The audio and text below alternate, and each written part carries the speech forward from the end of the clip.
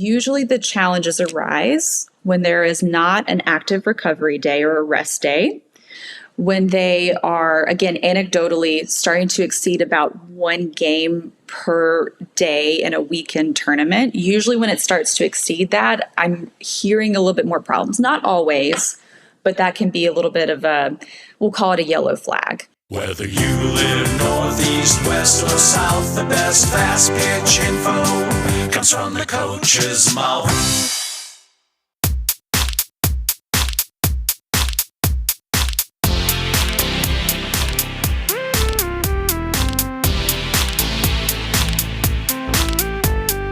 Welcome to the From the Coach's Mouth podcast with your hosts, Jay Bolden and Ken Kraus.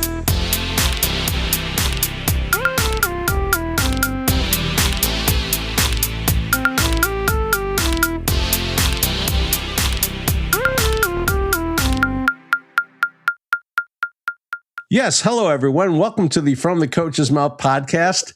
I'm Ken, here to talk to you today, along with my good buddy Jay Bolden. Jay, how you doing? Doing pretty well, Ken. How about yourself? Doing well. Still trying to stay warm here in the cold Chicago winter. Yeah, so I have to ask you a question. I know you took a little time off. I took a little time off. Did any of your kids forget how to pitch or hit? Not so far. Man, that's amazing, isn't it? I mean, we took 2 weeks off, barely any lessons, and nobody forgot how to throw a ball or hit a ball. That's amazing. Lessons fired back up, and I love it. Nobody forgot how to hit or pitch, and now we're out chasing those goals that we have for 2026, and yeah, it's great. So the rest actually paid off for some of my kids. They're looking pretty good. Yeah, I often find that. In fact, it's one of those things that makes me wonder about my teaching sometimes, because I'll have a kid that I won't see for, let's say, 3 or 4 weeks. You know, either they're on vacation somewhere, or maybe they just have some tournaments or things, whatever. I don't see them for a little while. They come back, they set a new personal best for pitching, and I think, maybe the best thing I could do is just leave them alone. Sometimes that might be the best case, right? Just get out of their way, let them do their thing. I have that philosophy at times too. I'm like, maybe I just need to let this one do what they got to do. But yeah, I couldn't agree with you more. So, but definitely excited that lessons are fired back up. Our season is just, weeks away for us at St. Xavier. I'm super excited for that. It's like I told you, it's like the second Christmas. Here comes all the softball. Yep. And I think that the big key right now is teams start to fire up again, because I know a lot of people take December off. As they start to fire up, remember that those girls are not in their top shape right now, especially when it comes to throwing. Let's not just get in there and start throwing like they've been doing this all summer long. You mean we should ease into it, Ken? Yeah, I think so. Probably a good idea. Yeah, but why should we suffer or make people suffer through with our opinions on that? We have an expert today in this area. What do you think? Should we bring her on and get a better qualified opinion than ours? Oh, most definitely better qualified than ours. Why don't you give some information about this amazing guest we have today? Hopefully there's people and parents and kids and players that are listening to this one today. Should be great, Ken. All right. Well, this is perfect timing. While we are talking to today's guest primarily as a result of her ongoing research in the area of injury prevention for athletes, it doesn't mean she doesn't have an amazing softball background herself. As a teen, she led her Central Davidson High School team in Lexington, North Carolina to not one, not two, but 3 Division IIA state championships. The last after tearing her ACL in November of her senior year and coming back in time for the playoffs. During that time, she also established herself in the long-term record book for North Carolina high school softball. Her 206 consecutive innings without giving up a run still stands as a state record, as does her career ERA of .21. She is also 5th all-time for strikeouts with 1,292, despite missing most of her senior season. Those performances led her being named to 3 Halls of Fame: the Davidson County Sports Hall of Fame in 2017, the Central Davidson High School Athletic Hall of Fame in 2019, and the North Carolina Softball Coaches Hall of Fame in 2023. After her stellar high school career, our guest went on to play at the University of Louisville, where she established herself as a closer before a recurrence of her ACL issues ended her collegiate playing career. She later went on to a brief collegiate coaching career with Pittsburgh and Georgia Southern before moving on to her current career as a physical therapist, where she earned her PT and Doctor of PT designations. Our guest is currently a graduate assistant at the University of North Carolina at Chapel Hill, where she is a doctoral student in the Department of Epidemiology. While there, she is contributing to projects at the Injury Prevention Research Center and the National Catastrophic Center for Sports Injury Surveillance on topics of workplace violence, musculoskeletal injuries, and catastrophic injuries. She has also contributed to research investigating clinical measures of the adolescent overhead athlete, collegiate athlete health and well-being, and injury surveillance using publicly available data among American professional leagues. Ladies and gentlemen, please give a warm, from the coach's mouth, welcome to Dr. Chelsea Martin. Good morning. Thank you so much for having me. Well, we're delighted to have you here, especially like we said, because this is a pretty critical time of year for injury and all that. So you're the perfect person to talk to. Absolutely. Well, thank you so much for having me. And you guys have also kind of mentioned a little bit too in the intro about how, the off season, being very careful in terms of ramping kids back up. So I know that we're going to talk a lot about and would love to hear some of your perspectives as well in this conversation. Oh. Absolutely. Ken and I don't have a problem giving our perspectives. Yes, we've made that pretty clear. All right. Well, I want to get right into it. So you had a pretty stellar high school pitching career. Are there any particular memories that stand out for you? Yeah, sure. So I was fortunate enough to be coached under Coach Gene Poindexter at Central, as you mentioned. And what I would say is there's not a specific memory that sticks out more in my mind, as much as it was the environments that Coach Poindexter and the coaching staff created. I really felt like as an athlete, they cared about us as people first and athletes second. And I think that it was really a time where I reflect back on that to see that, how possible that is in these coaching environments, that when you care about the athletes first, they'll play hard for you. And when they know that you care about them, they will play hard for you. And so that really sticks out in my mind in terms of that environment that they created. And one of the things that I look back on was the efforts that they put in to continuing education for themselves. So for instance, the coaching staff there would, in the off season, would go to coaching clinics at the University of Arizona. They would do coaching clinics locally, and they would take that knowledge and bring it back to us as players. And they really created this environment where I felt like the training was so focused and very intentional. That was this environment that allowed us to develop as athletes, right? And as a pitcher, I just felt like they did such a great job of communicating with my pitching coach outside of the high school itself. And so having that kind of open and back and forth communication where they really allowed me to train and develop with intentionality with working together with my pitching coach. So that's a lot of what I remember in terms of the environments that they created and how they went out of their way to develop themselves. And then if I think back to some of the successes that we had, I remember even when we had the runner-up my freshman year, and you get that taste of success, like you're so close, but you just don't quite get that championship at the end.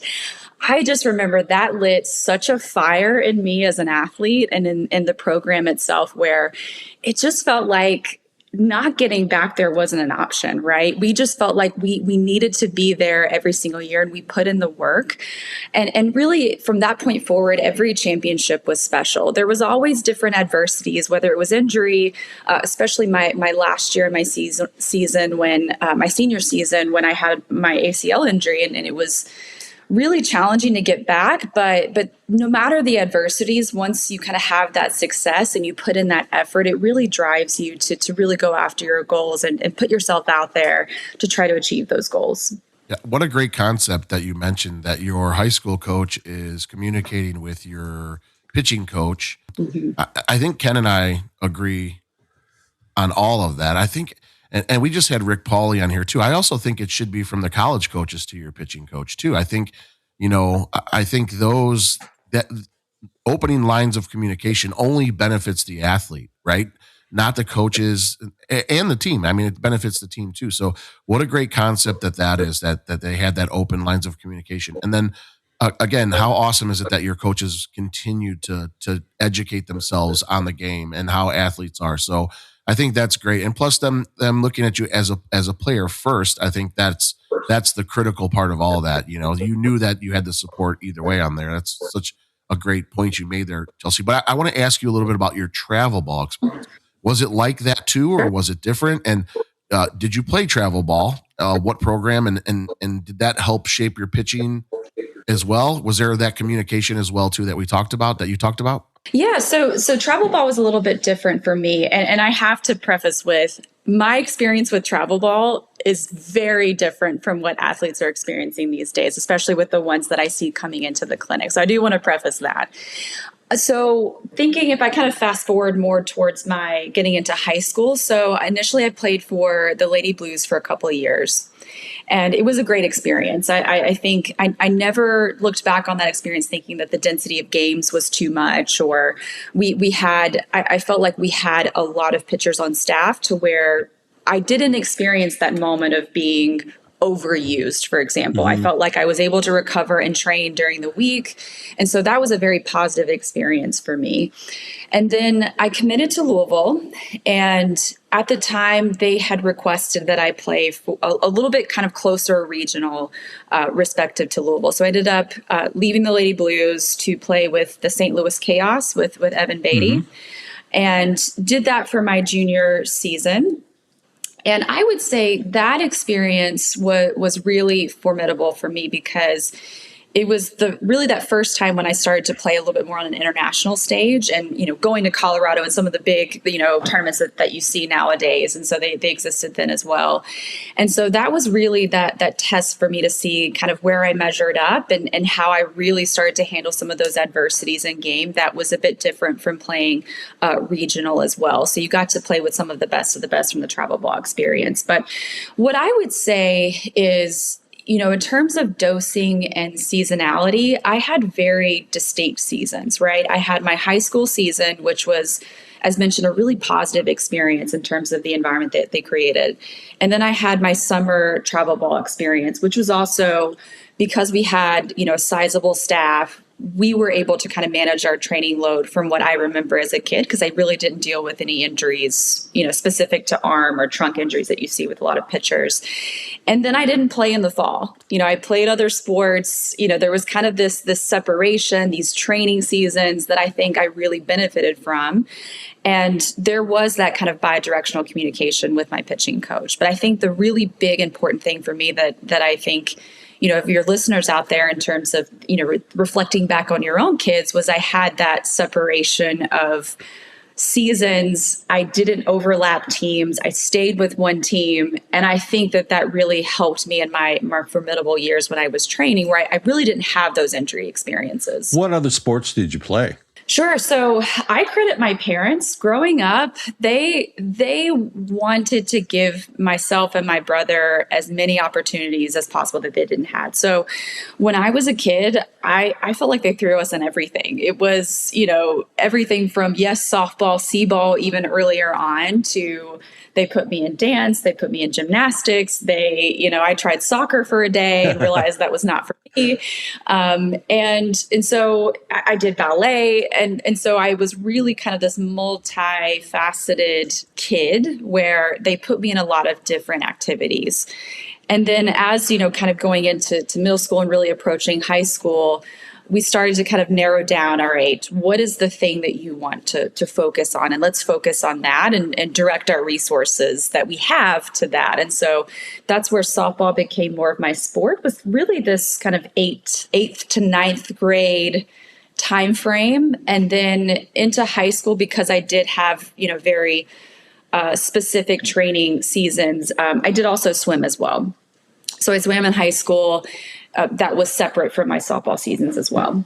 Chelsea, I want to talk a little bit about that high school season. You had a ton of innings. You have the record for the most innings there and strikeouts and all that. Sounds like that you carried like a tremendous load for that team over those years. Did you feel any pain in your shoulder or any other areas outside the ACL injury, or was it just the ACL? No, I was very fortunate, but again, I think that was very reflective of my training regimen. So if you think about the high school seasons, we had 2 games per week. I had my recovery days, and I had, my specific regimented practices, and I had my lessons on Saturday. There was always an off day in there. And my training during the season, I had a very focused 30, 40 minutes of pitching, and it was intentional. And from that, I think that really benefited me. I also had a great pitching coach where, we really cleaned up my mechanics, especially from my early years of like 8th to 9th grade in that transition. So I think biomechanically speaking, I think I was able to really use my legs for my small frame to be as efficient as possible, to where it did take stress off of my shoulder. But I think that combination of being very intentional with how much I was playing and training during the season, while still having a little bit of strength and conditioning, baked into my regimen, having my off seasons, I think really helped me where I didn't have those overuse injuries at the shoulder. There was a point, I would say in my sophomore year during my travel ball season, where I did have a little bit of hand pain, but I had this really severe rise ball, curve ball grip that was very wide split finger. And so I started to have some issues with my hand, but I adjusted my grip, had a little bit of downtime from that, and I was fine.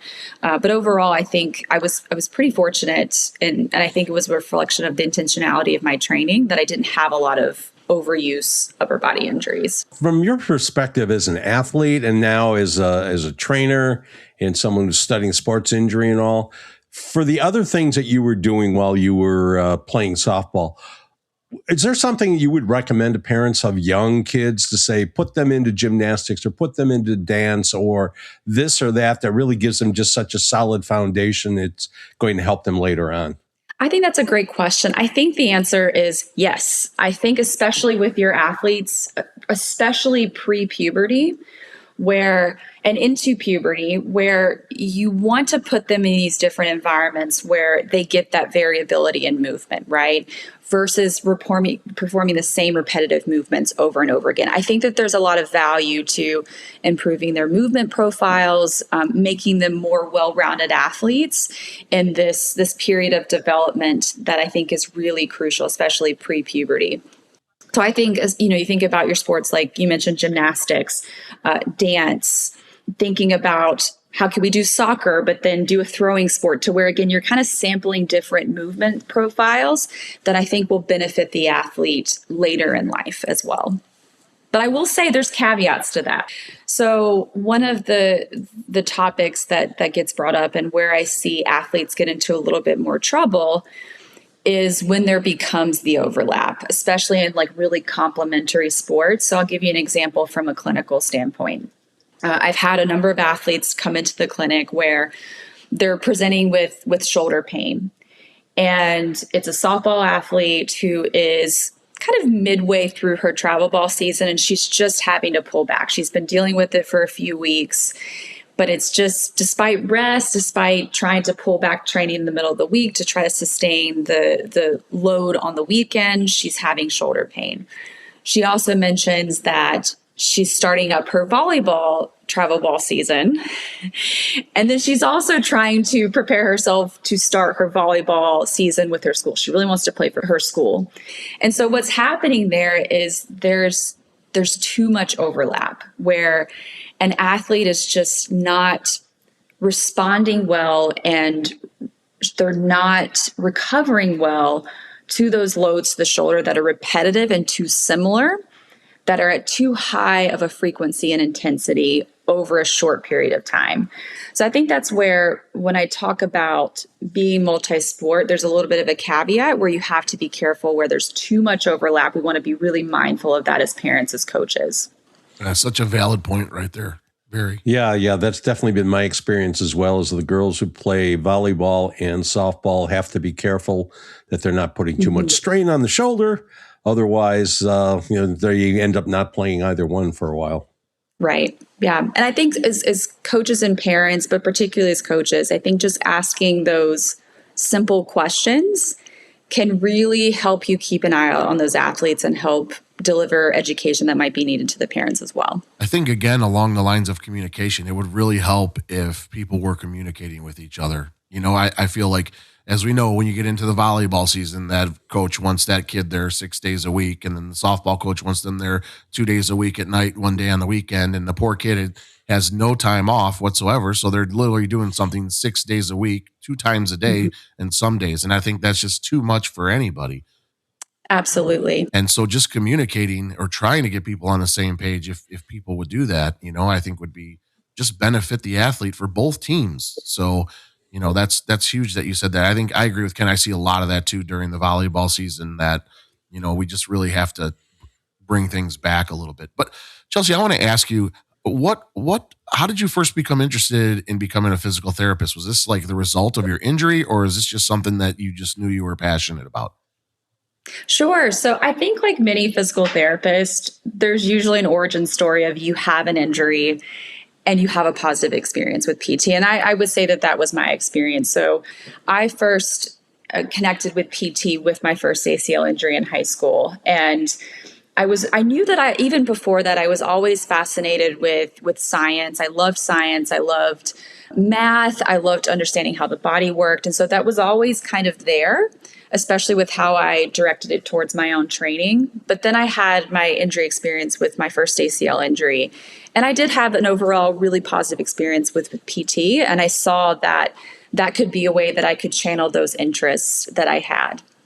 So then fast forward into college, I set myself up to be on that track to try to acquire the prereqs. And so anytime that you do, whether it's anything, a lot of times in the medical field, whether it's PT, occupational therapy, med school, you have to have all of these prerequisites. And there's a lot of overlap with prerequisites, right? So for me, I was thinking, all right, I know I love science. PT seems like a really cool option. I'm going to go ahead and set myself up to do these prerequisites. So while I was at Louisville, I got, I would say, about 70% of those prerequisites before I shifted gears and had my last ACL injury. And it was really difficult to process because it was really my career-ending one with my last ACL injury, which took me off that path a little bit because I just felt like I had more to give the game and wanted to coach for a brief period of time. And so coached for a brief period of time, got a few more of the prerequisites that while I was still coaching to then transition into PT school. And I've never looked back. I knew from the early months of my PT training that this is who I am. This is what I love. This is really part of my lived experience, and to be able to see how I could take PT as well as now research and use those experiences personally as well as professionally to help improve the lives of athletes. I've not looked back since. I've really loved and seen the ability that I can take that and improve my own little piece of this world as well. So you have a doctorate in PT. So I'm curious, how's it different from a normal physical therapy degree? What additional privileges or opportunities or whatever does it give you? Sure. So actually for PT, you have to have a doctorate degree now. So it used to be back in prior to the early 2000s when they started to transition that it was a master's degree, and prior to that it was a bachelor's degree. So really this is kind of the transition of the profession to where you are now required to have a doctorate degree. And a lot of that is reflective of the increasing responsibility. So depending on the state that you live in, athletes can come to you directly. Not all states, but in North Carolina where I live, you don't have to have a referral from a physician, for example, depending on some insurance and legislation across states. But in North Carolina, athletes can come to me directly. So some of that is reflective of increased responsibility over time of the profession. But now at this stage, a doctorate is the standard to be able to practice as a physical therapist. I want to get into the reason we brought you on here today. One of the probably the best questions, and Ken and I think we hear this all the time from people, and we know how we feel about it, but we want to get your expert opinion on this. One of the long held beliefs is that in the softball world is that the windmill pitching style is a natural motion, and therefore pitchers can pitch all day and they can throw 6 games on the weekend. So what's your thought on that, and what has your research shown you? Sure. Well, the first thing that I would say is, how are we defining natural? I like to kind of pick apart words a little bit to just kind of use it as a thought exercise, right? So if we think about natural, you could think about it from the standpoint of what are some of our fundamental movement patterns that we do as humans, right? So we walk, we might run, we throw overhand, right? So I think throwing implements overhand is part of kind of that trajectory of development, depending on the spaces that you're in. Windmill pitching is not one of those developmental movement patterns that you see. And so I like to kind of pick apart the word natural a little bit to say that it's not a movement that we would typically do in our day-to-day, whether it's across our daily activities or any other sport except softball. So I would start with that. And from there, that kind of brings me into the topic of, it's a very complex movement, right? It's not something we fundamentally do. And it's also a very complex movement where we're having to create these rotational movements in 2 directions, from launching off the mound to then controlling this force that exceeds our body weight at foot contact to then turn and control the other way. So it's a highly complex movement. I think where and what people mean by natural is it does seem to suggest that when you look at the volume of pitching that, say, a softball pitcher throws versus a baseball pitcher, it is typically more, but there's also more guidelines in baseball than there is softball. The second thing is how do they present from an injury standpoint? It is a little bit different from baseball, right? So some of our work, if we look at some of the injury surveillance work and we compare baseball to softball, if we ask surveillance questions about what types of injuries athletes are sustaining, we look at that baseball to softball comparison, you start to see a little bit of different distributions.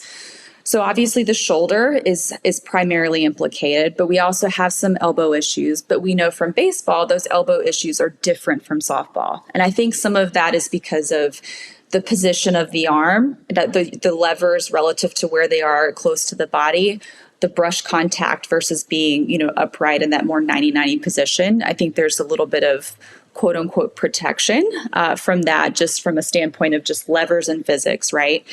But it doesn't, just because there isn't guidelines and just because there's differences of movements, doesn't mean that it means that these athletes can sustain these loads over a long period of time without any oversight or restrictions or recovery days, because these athletes are getting injured.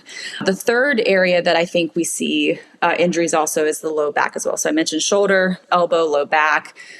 And also the types of injuries. So baseball tends to get these acute injuries that are related to overuse mechanisms that can be really severe.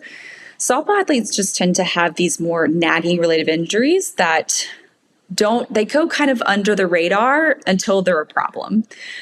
So that is where I can see these kind of differences of distribution, but it doesn't mean that it's necessarily natural, and it doesn't mean that the athletes can, sustain those loads over a long period of time without any oversight. Well, yeah, and I think that that's very important, just the whole idea of the distraction forces that are going on, the fact that you are moving, not only forward, on a linear plane that way, but you also have a transverse aspect to it. You're swinging things around. Everything has to be timed up properly in order for it to work. When I think about whether it's natural or not, all you really have to do is look at the typical bucket dad who's trying to demonstrate to his daughter when he throws the ball back that this isn't as hard as you're making it, and they look as awkward as can be. Or they hit the ceiling. Yeah. Right. Yeah, and you really hit the nail on the head, Ken. It's the sequencing of the timing of these events is really challenging, and it takes a long time to learn, right? I love the analogy of the bucket dad when they're trying to throw it back to the kid and emulate that movement. It is not as easy as it looks. I totally agree with you. Yep. Yeah, it's actually kind of funny because sometimes, especially with a new girl that I get in, I've done a couple of lessons with her, and the dad is trying to explain to the daughter for some reason, translating to her what I've been telling her, and he's demonstrating something like, yeah, no, don't do it that way. It needs to look like this. Because that visual aspect of it, in the training is very important too. So if they see that and they see it demonstrated incorrectly, very likely that they're going to pick up on it, especially since dad or mom is going to see them a lot more than I'm ever going to see them. Absolutely. So have you developed any guidelines as to like how many pitches per week or per day or any of those sorts of things, and by age? Because again, it can vary the load that an 8-year-old or a 10-year-old can handle versus the load that a 22-year-old could handle. I'm sure is quite different. Sure. Well, I will start with first what's available in the literature. And sadly, it is very limited. As you guys are probably not surprised, about every year I do a talk with coaches or clinicians, depending on the audience, and it's usually on the topic of overhead athletes. So I'm presenting the information from baseball, and then I'm also presenting the information from softball. And I go back to check the literature every time I give these talks to see if there's any of my colleagues have updated any of this information. And sadly, the limitations are still there. So we have 2 studies that are available that talks about pitching guidelines that are specific to data that was collected. And oftentimes these are in the form of surveys. So what we do know is very generally, if kids are pitching more pitches per week, more pitches per appearance, or over a season, they are reporting more shoulder or back pain. Again, small sample size. It's a survey that was sent out to kids who are more at the high school level. So it's kind of more of this preliminary evidence that we're operating with. We know that at more of the amateur levels, like we can take data from, say, Game Changer and look at pitching behaviors and look at the amount of pitches that athletes are throwing over a weekend per se. But then it's not linked to injury. So then we don't quite have that level of evidence to know, is it linked to injury? And so I share that to set up the challenge that I have as a clinician who's also trying to provide some continuing education on the clinician side. We created these independent study courses to help clinicians, elevate their evidence in terms of treating overhead athletes in the clinic, including softball players. But the evidence isn't there. And so what we're left with is we can't do nothing, right? We can't just say, well, throw my hands up. But you've got an athlete in front of you, right? So what I end up doing is asking more questions because there are not guidelines. My job is then to ask questions to get a better understanding of how are they responding to the current training load environment. So, and this is something that I would encourage coaches to do as well. There's some kind of low-hanging fruit here. When we have the absence of guidelines, we can ask some simple questions to see how the athletes are responding to the load itself. So what I will ask kids is, how many teams are you playing for? How long is your season? What does a typical training week look like? And what I can say is usually the challenges arise when there is not an active recovery day or a rest day, when they are, again, anecdotally starting to exceed about 1 game per day in a weekend tournament. Usually when it starts to exceed that, I'm hearing a little bit more problems. Not always, but that can be a little bit of we'll call it a yellow flag.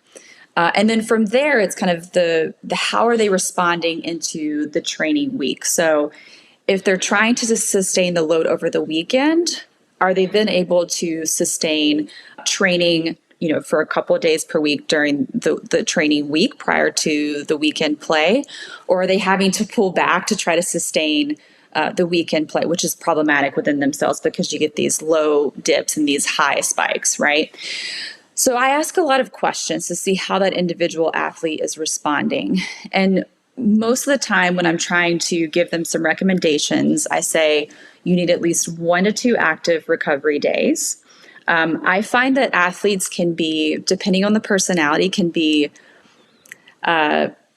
they they can be a little resistant to that, I will say, where they feel like there's this mindset, especially a hard worker. And if I'm being honest, as an athlete, might have been a little bit resistant to this too, where they feel like if you frame it as a rest day, it is synonymous with lazy. Yeah.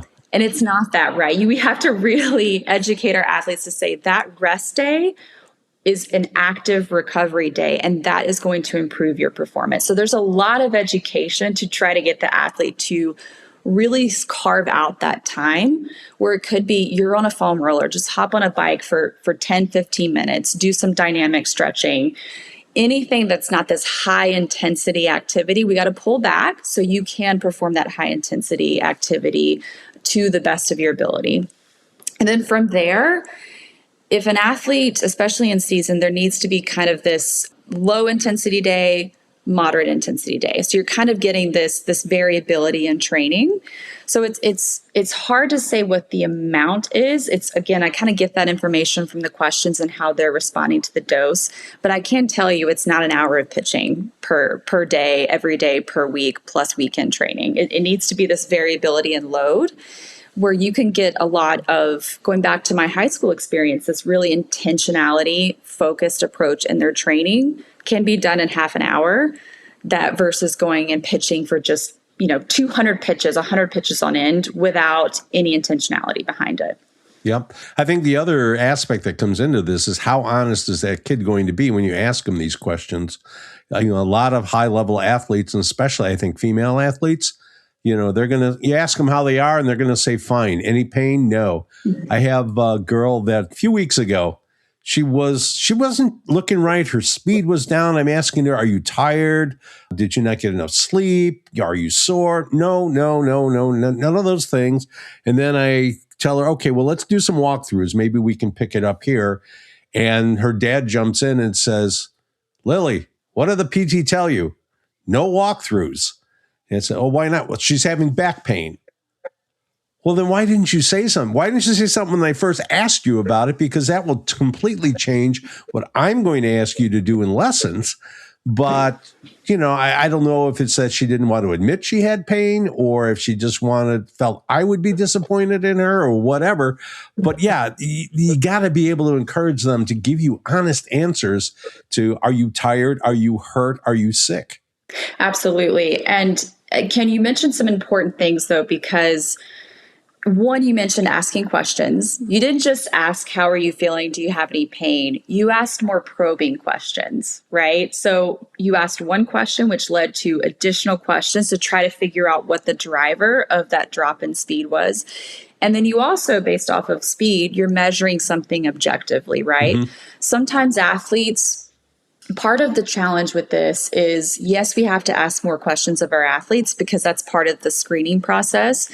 But the athletes need to know that they can trust you with that information and know that you're not going to just shut them down or you're not going to hold them back. There needs to be that kind of bi-directional communication where they feel empowered to tell you that, but then they also know that they can trust you with the information that what we do in terms of adapting your training is not going to hold you back. It's actually going to be to your benefit. And I think that also speaks to a much larger cultural challenge that we're working with, especially these elite athletes, is, and I talk about this with my clinical colleagues, where we know when one of our girls show up, it's even more problematic because in many ways, the culture of playing is to just kind of play through pain and not say anything, or you're going to miss an opportunity, or, even more so, like my team is counting on me. There's smaller staffs. And so there's these additional challenges in our sport. Whereas sometimes on the baseball side, there's a little bit more willingness and proactive approach where athletes aren't as, yes, that's still a challenge, but I think there's more willingness to come to the clinic sooner before it's a more major problem. And so I think that that's some of those cultural differences. And I think collectively, as us individually, as coaches and organizations, if we could try to do those small things to ask more questions, ask more probing questions, and build that trust with our athletes to know they can trust that what we're doing is to their benefit. And then playing the long game, knowing that there's going to be a learning effect of that, and there's going to be a buy-in period, but that's going to benefit them in the long run. I think it's going to be really important. I think also to Chelsea, I think coaches need to get more educated with this too. At St. Xavier, we have built-in recovery days, right? So not every day are we in the bullpen throwing 110, 120 pitches. Like you Right. talked about, making it intentional. Like our rest and recovery day is we'll roll here, we'll stretch, we'll do things we'll ride the bike, right? We're doing things where it's low intensity, but we're still working on things. Some days we'll work spins or just, where we're just doing it in our fingers, in our hands. So I think having that built into your kind of your menu or your diet of a weekly diet of what your kids are doing, I think is important too. And I don't, at the travel ball side, I don't really see a lot of that. In high school too, I think they want those kids throwing almost every day, bullpen. And I think you need to have a day in there. There's even times we'll have a mental day where we won't pick up a ball. We'll just go and tap out of softball completely and just do something where we're just tapping out mentally too, to give that break. I think the education of the game is evolving. It's not like it used to be where we can just Right. make these kids throw and throw and throw. So, but I did want to ask you a question. The current culture of travel softball right now is play. I mean, I'm hearing that teams are going to play up until the week before high school starts. Do you feel that there's a correlation between all these extra games now and those injuries that you're seeing? I would suspect that there are, anecdotally, and even talking with coaches at the collegiate level, kids are coming in a little bit more beat up in terms of and I think some of that is that intense cumulative exposure over time. We need to study it a little bit better. And this is not unique to softball. This is across many sports. We talk about training load, but we need to improve the level of evidence across many sports, not just softball. But I think that when you talk to coaches, so like in some of our qualitative work, which is kind of this intentional focus group where we're gathering perspectives of coaches, players, parents, you do see concerns related to injury experiences that are far more common than what we can actually capture on surveillance systems, especially in travel ball spaces, right? We don't have that in these travel ball spaces. So I like to say it's kind of like this black box of information. We know it's a problem, but it's hard to measure. But when we get some of that qualitative information, I do get a sense that kids are having these injury experiences more frequently. Parents are concerned. And we know that sometimes there's this disconnect, whether we've been talking about communication between athlete to coach, parent to coach, and then this transition to college as well, where they do seem to have a little bit more physical cumulative fatigue and challenges with injury that they didn't have previously. And so part of that is, again, I think it's challenging when that is the overarching culture and environment that you're playing in. And I think that one of the challenges that you'll hear athletes talk about is this just like FOMO, the fear of missing out on these opportunities. Like I know that my window of opportunity to play might be through, sustaining a college scholarship. And I only have this window to get that exposure. And I think sometimes it's hard to, really educate the athlete if they're dealing with some of these injury related issues and they're in that window. It can be really hard to kind of convince and work them out of that injury experience when they feel this pull to like, I have to be at every tournament and I have to do it because this is my year. When sometimes it might be that they're hurting themselves because they're playing injured and they're not playing their best. And so, yeah, I mean, at this point, I, as my own individual self, can't change that model. I can only change, the encouragement and the education that I provide the parent, the kid, to try to be an advocate for themselves. And that is asking a lot of a parent and especially a player, right? When they're having to kind of step in and try to dictate maybe how much the athlete is playing or how we have to kind of manage their training. But it requires communication. It requires, the parent and the kid and the coaches all advocating for the right things. So I want to get a little bit into some of the joint research that you're doing, with some of the other organizations kind of around this. I mean, it's a fascinating study. Can you tell us a little bit about that and kind of how that all got going and who the other organizations are? Sure.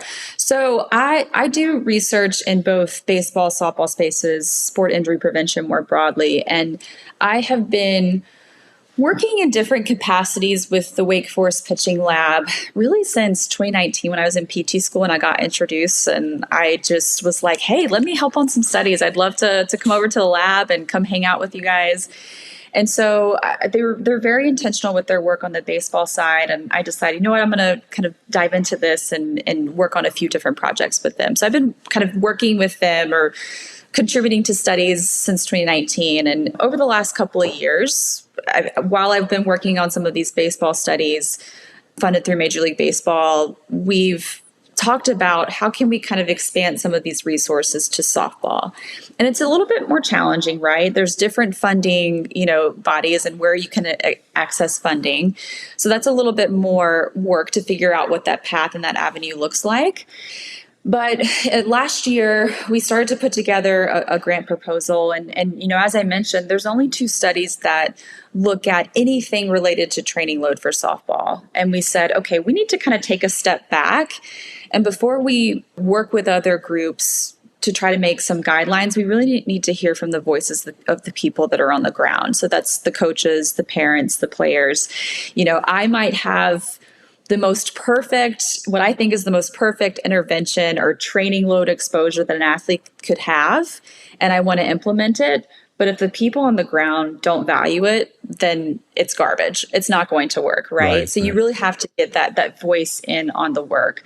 So right now what we're doing is we've got 2 main aims. One is to try to do some of that intentional focus group to understand the experiences of training load and injury experiences with the athletes, coaches, parents themselves across different levels. And so we're trying to kind of map this to these different levels of influence, right? From policy or lack thereof all the way down to those coach interactions and what athletes think intrinsically are influencing their training load or injury experiences. So we have that aspect of it while also trying to get them involved in the lab and doing some initial tech testing to get them, excited about, what are the possibilities for our sport and what are some possible things that we can really build upon in more of these biomechanics spaces that we can build out into the future. So we're really kind of at that early phase to try to engage with the community. And then the second thing that we have been doing is a survey, which we finished up. And this is looking at more general athlete health and wellness. So we sent out surveys to high school or former collegiate athletes as well as current collegiate athletes to get a sense of what does your overall health and well-being look like. And this covered many domains. This was physical and injury experiences, sport experiences. And so this asks many questions related to, have you had severe injuries? Did you have an injury and did you not report the injury? So kind of getting at some of those cultural related issues. Do you have persistent pain? Do you take pain medications? But then we expanded into mental health, general health, to try to get a better sense of what do these athletes look like, not just in their current collegiate phases, but also later in life with our former athletes as well. So those are kind of the 2 main projects that we're working on. And then on the baseball side, which I hope to kind of translate, is we really need to improve the quality of our evidence. So how can we do better with observational studies and really improve the level of evidence? As you can imagine, Jay, we can't randomize everything in sport. Like try envisioning how would I even randomize training load exposure with our athletes? Right. You can't do it.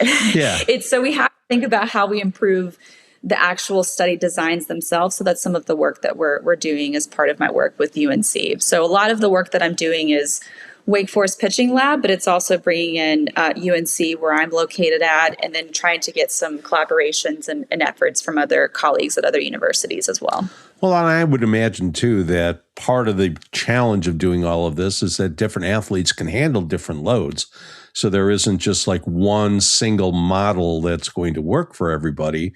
And that probably is part of your challenge in designing studies and going through the data. So how do you go about that? How do you try to say, all right, this 6'4" kid with long arms and legs versus a 5'4" athlete who has shorter arms and legs, but is just packed with muscles? How do you get that to translate across both of them? Yeah, that's a great question. So I look at this from clinician side of this on the ground and then research side of this. Mm-hmm. So From the clinician standpoint, it's a lot of what we've already talked about. In the absence of evidence, I have to take a good history. I have to know what your prior responses are. I have to know, what do you do strength and conditioning? What does your just kind of overall capacity for movement look like? I have to have that communication with the pitching coach, and then applying that education of some of the things that we talked about in our discussion up to this point. From the research side, I will say simply that there are a lot of designs that we have not implemented in sports medicine that I think that we can implement. And I'll just briefly say things like N of 1 study design. So briefly, what that means is I could follow individuals singularly, take measures that are measured very frequently. So you think about velocity, for example, and I measure fatigue, and I measure that daily, right? That's something that I should be inherently tracking over time. There are certain types of study designs where I could look at the associations of that within just a couple of people because I'm measuring it multiple times over a period of time. So I have lots of individual variables measured very frequently. So I think on the clinician side, there's the answer that's more ask more questions and make individual inferences and have open communication. And on the research side, there's a lot of study designs we haven't really delved into that we're starting to, that I think can be applied in softball. That is hopefully some work that we can do in the near future. That sounds good. I want to talk a little bit about ACL injuries. I'm sure that's something that's close to your heart. I mean, we've heard a lot about that ACL injuries are probably the most common in female athletes. A lot of the discussions about the Q angle, the way that the thigh bone, the femur comes down from the hips versus what we would have in a male athlete. Are there things that can be done to help avoid some of those injuries where there's a known propensity for it? Yeah, that's a great question. So I first off want to take this question a little bit more high level, 30,000 foot view first to make your listeners aware. We did some work with the International Olympic Committee as part of this international group to try to synthesize the evidence in our girls and women athletes around injury prevention measures and modifiable risk factors. This was for all body regions, concussion. It took years to do. It's out there and it's published. But what I would say is when we looked at synthesizing all of that evidence over the last 25 years, only about 5% of the literature is devoted to girls and women. Wow. So 5%. Yeah, that's pretty low. And of that, all of the literature, less than 2% was specifically devoted to girls and women. So not mixed cohorts with boys and men as well. So I think we have to just be honest with a lot of what ends up happening is we have not devoted the resources to studying girls and women in sport adequately to answer some of these questions. And we have to be honest about it. And a lot of times what we do is we take that literature from the boys, men's side of sports, and we try to make those inferences to girls and women. It doesn't always align the same way. Yeah. So from there, what I would say is we've done some work related to anatomical differences, biological differences, and I would say that some of that it's not modifiable, right? I can't change my Q angle. Right. My Q angle is my Q angle. A lot of what we've really tried to focus on is what is modifiable. So these are things like movement profiles. So some of the studies when we start to get into strength, neuromuscular training, how do you move whenever you're performing jump activities, for example, in a very controlled environment? Do I land with stiff landings and poor trunk control? Or do I land with really good landing mechanics? Those are things that we can change and intervene on. We can also talk about the training environment. We've talked a little bit about, exposure to strength and conditioning principles. How much of what we're seeing is not because someone is necessarily female, but because their training environment has just been different, historically speaking, over years. So our density of training, like we're now having all of these increased opportunities for girls and women in sport, but the density is too much, but they don't have the training exposure that maybe our boys and men have had over a longer period of time, historically speaking. So there's these environmental components that we need to kind of consider. So I share that to say for coaches or even clinicians like myself, you can do simple things like ensuring that you have an adequate warm up for your team. We did some injury prevention work in our local community. We had just like a little workshop. And when I talked to some of the parents about what types of warm ups do you do, a lot of them are still saying we do static stretching in a circle. Oh, wow. So there's some, we can be shocked at how there's still kind of this gap in terms of prepping our athletes for movement, but it's still there in our local communities where how can we just perform a dynamic warm up properly? What types of cues can I really kind of provide the athlete so it's improving their movement pattern, their landing mechanics, that it's moving from slow movements first to fast movements, incorporating core strength, working on single leg balance. These are things that are implemented in a warm up that don't take a lot of time, less than 10 minutes, that can improve an athlete and their movement patterns over years of training as well. So are there certain exercises or certain things that you believe coaches should be doing with their athletes as they warm them up? Are there some real core ones? Like we've seen things from Dr. Stuart McGill up in Canada, who's a spine expert, and he has his McGill Big Three. He says, if you're going to do nothing else, do this. Are there any of those kinds of things where you say, these would be some good things that you should always incorporate? Sure. One would be we need to have a strength component, and you need to have some sort of neuromuscular landing mechanic based component. So what I would say is anytime you can create some sort of core, like depending on where the athlete's at, sometimes static is better because they don't know how to move, right? So anytime that you can do a core component, whether it is a plank, partnered plank with different bands, doing some sort of lower body strengthening. So can they perform a squat? Can they now move to more single leg positions? And can they do that repetitively? So all of that can be kind of worked into a warm up where I know that I'm getting a core component. So we're able to get kind of trunk as well as like glute, trunk, lumbopelvic stability. But then also, can I get them into single leg positions? And then I'm cueing some of those specific movement patterns where they're not moving too much or flexing too much from the trunk. They're not stiff with their landing because I can cue some of those landing patterns as they're doing the dynamic warm up. So let's say like box jump type of thing, either up or down. A lot of what I remember seeing with some training things where they were saying just jumping down and getting into a stable position is an important aspect. Yeah. So just to make that even more simple, because, in terms of access, people might not have access to some of the box components, even just doing box squats to single leg hops to then side single leg hops, can they stick the landing? So there's this progression from I'm moving from jump type activities in place to then now I'm moving to jump activities with a single leg. And now I'm starting to propel myself forward in space. So there's kind of this progression of double leg to single leg in place to then moving to forward or sideways. But again, cueing those patterns of movement is really important that we found for coaches and trainers that are working with these athletes.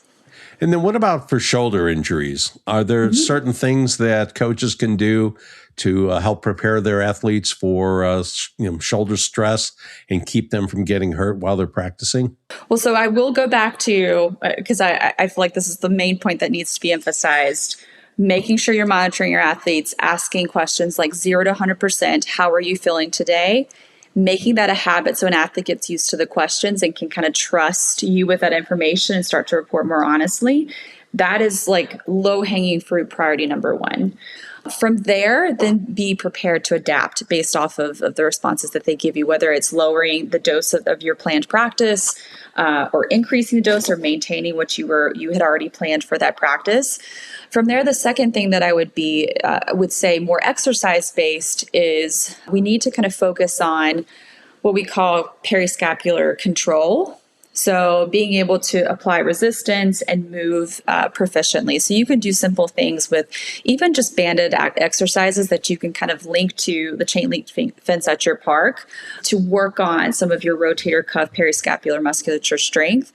But then also pairing more what's called eccentric strength. So you think about like when we throw, we're having to decelerate the arm. So does the athlete have the capacity to do that? So anytime that you can kind of do slow, controlled, eccentric movements with bands can be really beneficial. And it doesn't take a lot of time. Like even if you just do, 2 to 3 sets of 8 to 12 of 3 specific shoulder-based activities, that's kind of anchored resistance, can be like easy implemented prep work for those athletes that can in many ways make a difference as well. What are some of the other areas where your research is taking you? Are there any things that coaches and parents should be aware of that perhaps they're not right now? Yeah, I mean, part of what we mentioned is it's kind of multi-pronged, right? So it's getting their perspectives. It's also looking at specifically the health and wellness component, because I think that oftentimes, we've talked about training load, but that general health and wellness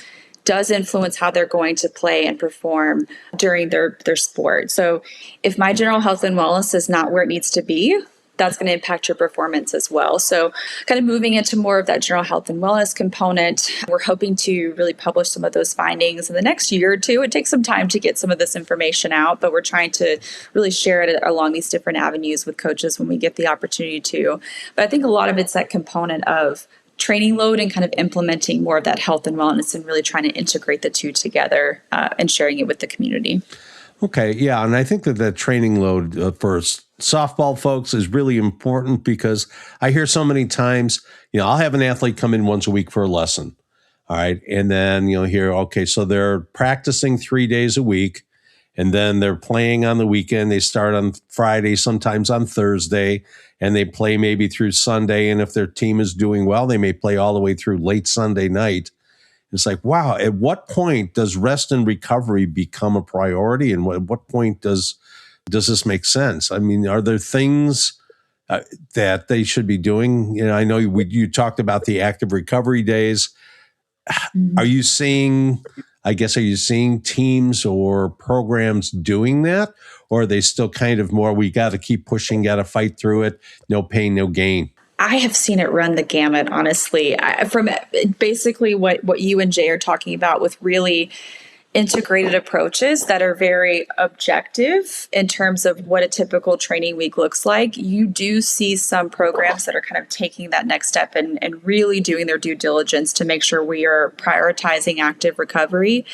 But then I see the complete extreme of that, where even from an athlete standpoint, where they feel this kind of pressure, there's this kind of external pressure to stay with the team and to play with multiple teams, or, the coaches aren't necessarily paying attention to some of these other activities that they're doing outside of their travel ball specific activities. And so a lot of stuff is going under the radar, or even to the extent where, in some of our qualitative work, athletes are giving examples of when coaches just completely ignored pain, or coaches completely ignored, some of the feedback that they were giving them when the athlete perceived that they felt like they knew that they weren't responding well, but then there was no action to try to change it. So I kind of still see that on the extreme. And so because it kind of runs that, spectrum of good practice, despite the lack of evidence, to just complete disregard for athletes, which I don't think is always intended. We're just not asking the right questions, or we kind of have this win at all costs mentality. And that, at the end of the day, going back to some of the experiences that I had as an athlete, where they cared about us as people and our well-being first, winning second, but oftentimes those coincided together. We got to be able to do both. And so the fact that I kind of see the spectrum of how athletes are experiencing this in their sport environments tells me we still have a lot of work ahead of us. Definitely. So where can coaches and parents go to learn more about what you're doing, or maybe if you're looking for more data collection, people have volunteered to send information, where can they get a hold of you? Yeah, absolutely. So social media, I'm at Chelsea Martin PT, so you can find me there on Twitter. You can also reach me at my email. I'm happy to take email correspondence as well. You have my email. Please feel free to share it with your listeners. I'm happy to take that. Any questions that people have. And the other thing I would say is to reach out to the Wake Forest Pitching Lab. We've really been, Dr. Kristen Nicholson, I've been working with her to try to improve some of our community engagement, and we're really starting to kind kind of build out resources for our athletes. But feel free to reach out to the Wake Forest Pitching Lab as well, as we're starting to build some of our evidence too as well. Okay, great. Well, we appreciate all the time that you've spent with us today. I just have one more question, and that's any overall advice that you can give to coaches and parents who want to keep their athletes healthier and as injury-free as possible. Screen your athletes. Ask questions. Ask the simple questions. 0 to 100%, how are you feeling today? 0 to 10, how hard was that workout? If you do some of that low-hanging fruit, I think that would help with a big majority of some of the challenges that we're having and help us respond to some of the training responses, whether in a positive way or negative way, to try to help improve the health of our athletes. Awesome. Well, thank you so much, Chelsea. We really appreciate it. That's it for us this week.